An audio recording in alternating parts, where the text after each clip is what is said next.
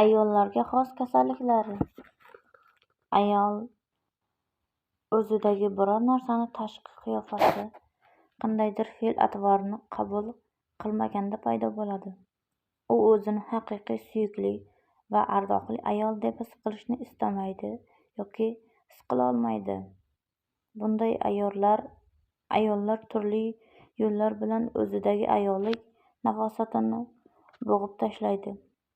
Ayollik tamoyilining o'zini inkor etadi. Ba'zi ayollarda kasallanishga jinsiy a'zolari bilan bog'liq narsalar gunoh yoki nopok degan qat'iy ishonch olib keladi. 21-asr oxirida boshlangan feministik harakat bugun ham davom etyapti. U ayollarga ijtimoiy hayotda ko'p g'alabalar keltirdi, biroq bir talay ayollarga xos muammolarni ham tug'dirdi. Axir bu dunyoda o'zini ayol sifatida namoyon qilish, biroq shu bilan birga erkaklik energiyasini qabul qilish ham juda muhim. Erkaklik va ayollik bu ikki qutb bir butunning ikki bo'lagi.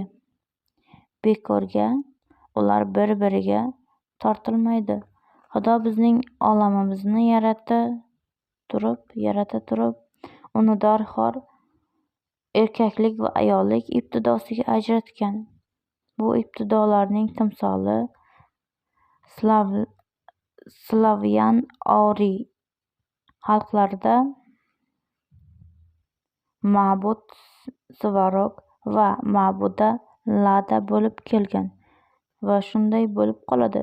Hayotda bu energiyalar o'rtasidagi muvozanat buzilishi darhol jinsiy a'zolarning holatida aks etadi. Ayollarda jinsiy a'zolarning kasalliklari bu ham erkaklarni inkor qilish yoki ulardan qochish yoxud qarama-qarshi jins bilan qoniqarsiz munosabatlar natijasidir. Bunday ayol o'z burchlarini bilmaydi va bajarmaydi. Shuning uchun zimmasiga erkaklarga xos vazifalarni oladi. Ayol erkakka muhabbat va quvonch hadya eta olmasa, unda albatta jinsiy a'zolar bilan bog'liq u yoki bu muammo bo'ladi.